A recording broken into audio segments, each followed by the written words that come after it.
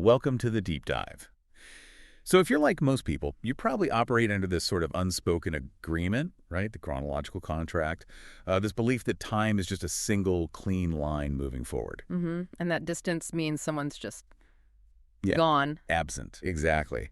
Well, today we're kind of folding that timeline. We're diving into some sources that offer a really revolutionary perspective on time, memory, collective safety, all viewed through the lens of autistic experience, which is profound. Yeah, the documents we're looking at, they really challenge these fundamental assumptions. They suggest our standard clock time is, well, just not enough for measuring human connection. And the core shift is Basically this. Distance isn't about absence. It's defined by wavelength. that phrase, wavelength. Yeah. I find that really breathtaking. So our mission today is to unpack that shift, particularly this idea that what we often see as slowness or latency. Delay. Right, that delay is actually something deeper, fidelity, a kind of profound connection. I want you to walk away with a hopefully really clear sense of autistic tempo and gestalt memory. And how grasping these concepts might actually change how we think about community and safety. Okay, so let's unpack that core contrast right away. We're all trained to live linearly, aren't we? Focusing on the next tick of the clock. Yeah, the schedule, the deadline. But the source material gives us this really beautiful, evocative image. It talks about an old message arriving like light delayed by distance, still warm when it reached the skin. So help us grasp this. If time isn't a line we march down, what is it? Well, the source suggests it's more like a wave, or maybe even a chorus. Right. Autistic time, as it's described, moves recursive, diffracted, more wave than line. Recursive, diffracted. Okay. So in this way of thinking, the distance between people isn't measured in miles, It's about how long it takes for your wavelength to find mine. Which means, It means the people you love aren't truly lost. They're described as presence distributed through time. wow, presence distributed through time. That's a stunning reframe. Yeah. The conversation you thought ended years ago, maybe it's still continuing, just on a different frequency, perhaps. But wait, if presence is just distributed like that, how do we ever reconcile with loss? Doesn't the linear idea of time give us a necessary structure for grief? A way to move past something? That's a fair question. But the structure linear time offers is often forced, isn't it? The source suggests the connection itself, the resonance, holds regardless of the timeline. So the feeling persists. Right, exactly. And what the outside world might just dismiss as latency, a delay, a lag. Yeah, like someone being slow to respond. Right. From this internal perspective, that's actually fidelity. It means the world or that shared moment is still resonating. It's echoing through you. That delay isn't a bug in the system. The time needed for the signal to fully resolve. Precisely. That need for duration is the fidelity. It means your system is refusing to just accept a fragmented, quick answer. It's holding the field, you could say, until the full pattern emerges. Okay, that makes a lot of sense, especially thinking about processing complex stuff, like Yeah. needing a day or two for something someone said to really land. That delay is the fidelity in action. That's it, exactly. And this perspective, interestingly, uses the language of physics, because memory seems to behave kind of similarly. Oh, so? Well, memory doesn't just fold away neatly behind us in the past, does it? The source suggests it shimmers beside us, suspended, unaged, it says, waiting for the right angle of return. Like waiting for us to look at it the right way. So things that Yeah. feel like coincidence, running into someone out of the blue, or a really vivid memory suddenly popping up. That could just be the geometry of time bending, revealing a connection that never really aged. Yes, the source calls these moments coherence delayed.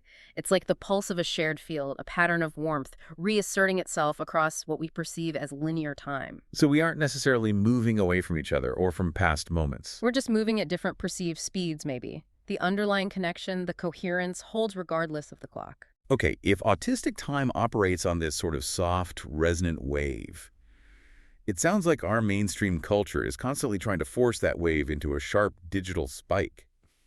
Let's dig into what the source calls the tyranny of quickness. Oh, that tyranny is everywhere, isn't it? Society equates quickness with competence, even with care. Right. Fast recovery schedules, instant email replies. 8-minute therapy sessions. Yeah. But what does all that rush actually do to our nervous systems? It causes fragmentation. According to this view, if you don't have enough time to really resolve a signal, your comprehension just breaks apart. It becomes static. Noise. And this is where the idea of tempo comes in, right? Yes, exactly. Autistic tempo. The source describes it as moving like breath through a long instrument. Hmm? It's tuned fundamentally to resonance. Resonance, not results. Not immediate, measurable results, no. And the crucial realization here is that safety, feeling safe, is temporal work. Temporal work, meaning Meaning, to genuinely feel safe, you need enough time for meaning to settle within your body. When you're rushed, you lose the pattern. When you slow down, the pattern can become legible again. okay, the source mentions durational literacy. That's a beautiful phrase, but honestly, it sounds exhausting in this age of Slack messages and constant notifications. How do we even begin to build that literacy without, quitting our jobs and going off grid? Well, it probably starts small. It's maybe the conscious refusal to abandon something that hasn't been fully understood yet, even if the pressure is on to move quickly. Holding that space. Yeah, and recognizing that regulation, feeling settled, isn't just an individual skill you master. It's a shared rhythm, co-regulation. Co-regulation, that's key. Right. You don't build trust by surging forward quickly. You build it by rippling slowly, allowing the pulse to steady across the distance between you. Can you give us a tangible example of that co-regulation in action, something concrete? Sure. Think about caretaking, maybe, or even just a difficult conversation. Instead of rushing to fill a silence because it feels awkward. Which we all do. We do. Durational literacy means allowing that silence to breathe, letting it be there in the room. It means maybe waiting for your own body or the other person's body to visibly soften before you reach out again. That patience. That patience, that willingness to stay inside an unfinished moment. That's the work of stabilizing the nervous system, yours and theirs. And as the source points out, capitalism kind of despises this rhythm. Because it can't monetize slowness. Exactly. It wants fast results, quick turnover, not patient unfolding. Okay, so if the body is tuned to these waves, this duration, that really changes where memory actually resides, doesn't it? Right. Let's shift from time to memory now. The source suggests memory isn't just up in the brain in isolation. Right. It suggests memory is residue, but it's distributed physically. Physically. How? It hums in fascia, in posture, in pulse. It's written in our body chemistry, like oxytocin levels, breath patterns. The source calls this the tender archive. The tender archive. I like that. Yeah. And every act of care, every gentle exchange, it's like it deposits light into the collective field. And this warmth isn't just, fuzzy sentimentality. The source finds it as data, lasting data. And the source emphasizes that the autistic body-mind archives connection as sensation first and narrative second. It's a huge contrast to how most of us try to organize memories, right? We usually look for the story, the sequence of events. We do. And often, according to this view, meaning blooms retroactively, you might have a powerful connection, a significant moment. But the full significance, the narrative of why it mattered so much, might not fully ripen until hours or months or even years later. Okay, and this is where the idea of the Gestalt processor comes in. Exactly. It becomes central here. We need to define that simply. What is the Gestalt processor and how is it different from what we normally think of as memory?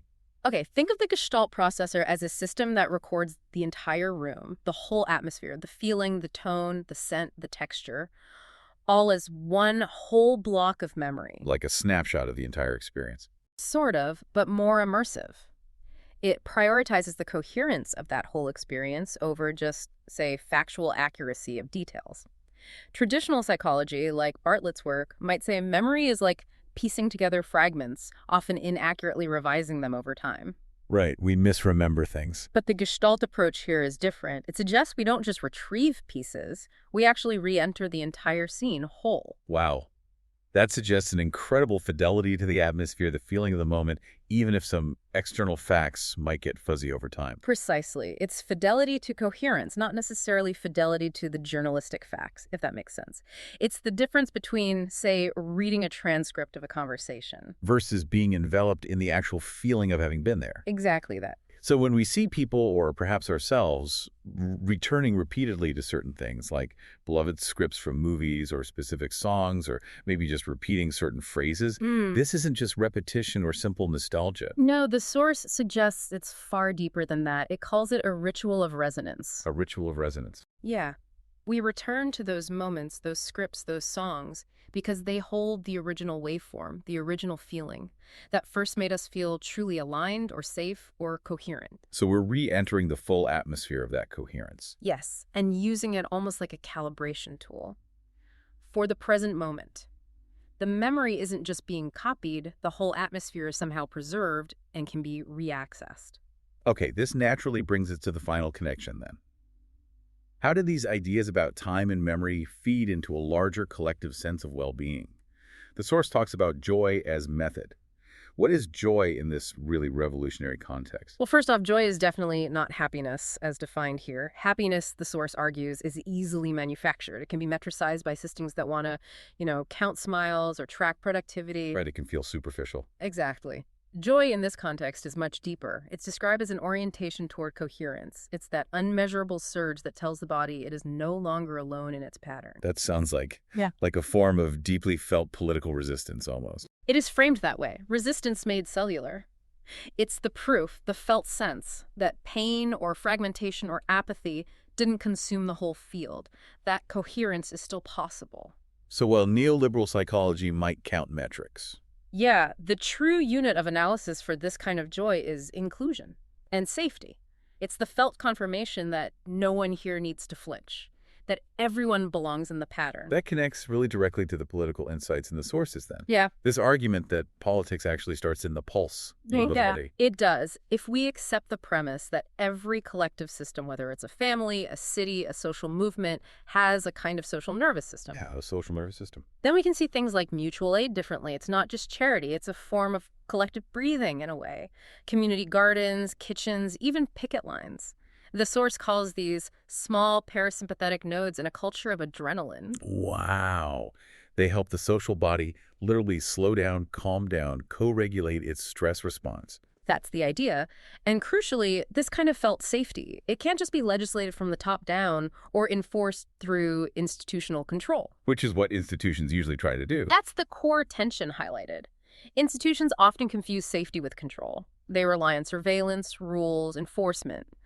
But the nervous system, individual or social, seems to only truly relax in the presence of genuine trust and duration, slowness. So the micro work of, say, autistic co-regulation between two people and the macro work of collective resistance, they're kind of the same gesture, just scaled differently. That's what the source implies. Both demand that life is, well, untenable without attunement, without that deep listening. So living politically in this sense means remaining attuned to the needs of the system around you, the people around you. Yes. Attunement is framed as the active, engaged opposite of apathy. It requires really listening until another's need registers not as some separate problem over there. But as part of one's own necessary work. Exactly. The healing of the social body, according to this perspective, happens in those small, consistent gestures of mutual recognition that keep the resonant field alive and coherent. Okay, so to try and summarize this whole deep dive, maybe the most impactful takeaway for me is how time softens.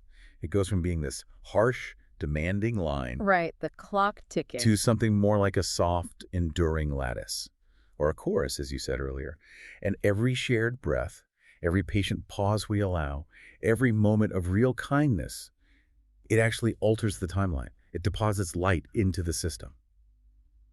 It's a beautifully hopeful vision, actually. It is. And what's particularly insightful, I think, is that idea of afterlight, this radiance that outlives the immediate source. Afterlife. Yeah, because if the body truly carries the trace of every resonance that has ever found coherence, then we don't just remember joy or connection. We are the afterglow of it. In a way, yeah, we're Yeah. carrying that light forward and maybe subtly altering the geometry of time itself, just by taking the time to truly feel, to Yeah. truly resonate. And with that thought, we'll leave you with this final, maybe provocative question. If fidelity means re-entering past moments of warmth and coherence, using those moments not just for nostalgia, but as real tools for self-calibration, Tuning yourself. what is one beloved script or song or deep memory, one moment of coherence that you need to consciously re-enter this week? What light is still waiting there for you to receive it, allowing that old resonance to maybe reattune your pulse right now?